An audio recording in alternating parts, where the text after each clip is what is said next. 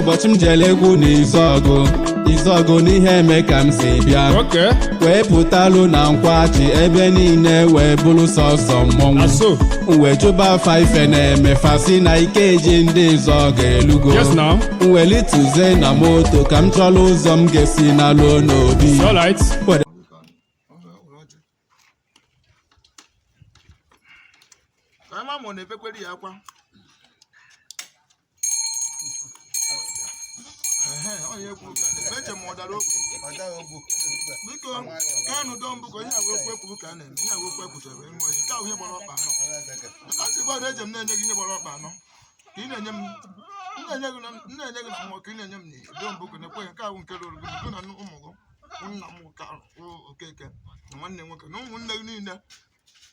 ntọala ndị njọkọ niile na ikwu na ibe ka anyị na-akpọpụ unu bịa isi ukwu na iche ntọala na mgbe were ihe anabata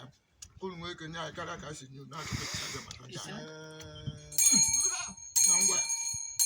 eme nke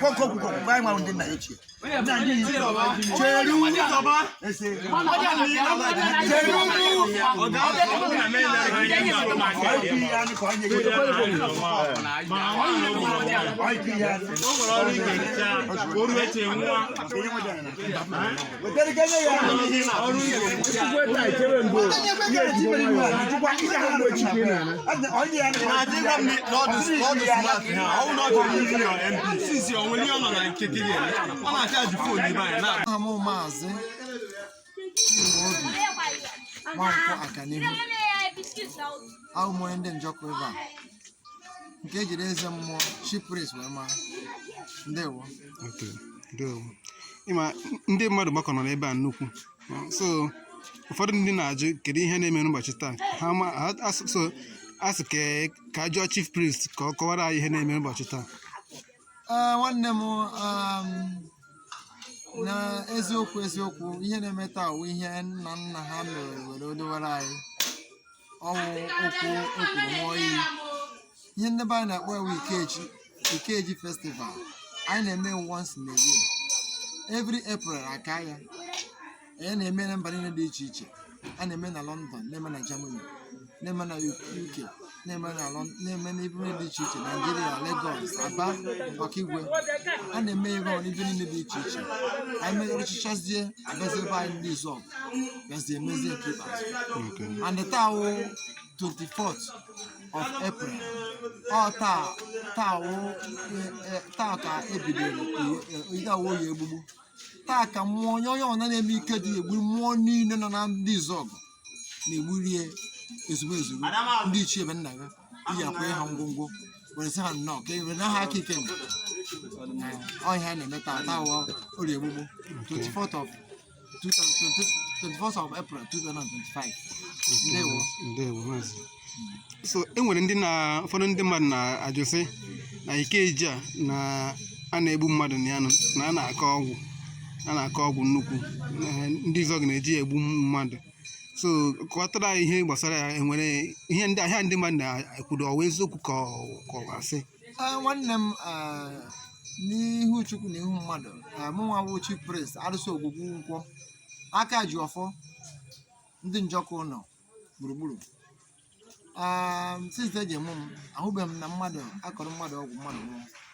Ihe Ikeji ewu Ikeji ihe eji enwe obi aṅụrị ihe nwanne ji ahụnata nwanne ya na likọ nwanne gị agụgụ na ya ahụbeghị for 1 year 2 years 3 years 4 years ọ bata gị na ya nọrọ kwalụ likọ ṅụkọ nwa aṅụrị mmụnwa pụọ mmụọ ya pụọ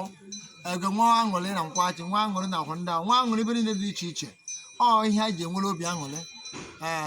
ọ nlekọta nwanne na nwanne onweghị onye nwere asị gị na a na-akọ ọgwụ a na-egbu mmadụ eziokwu onye atụrụ asị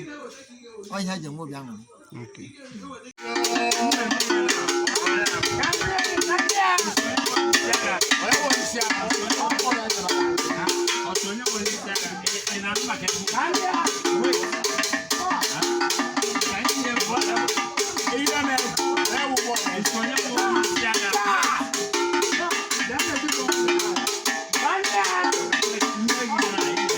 subscribe cho kênh Ghiền Mì Gõ để không bỏ lỡ những video hấp dẫn.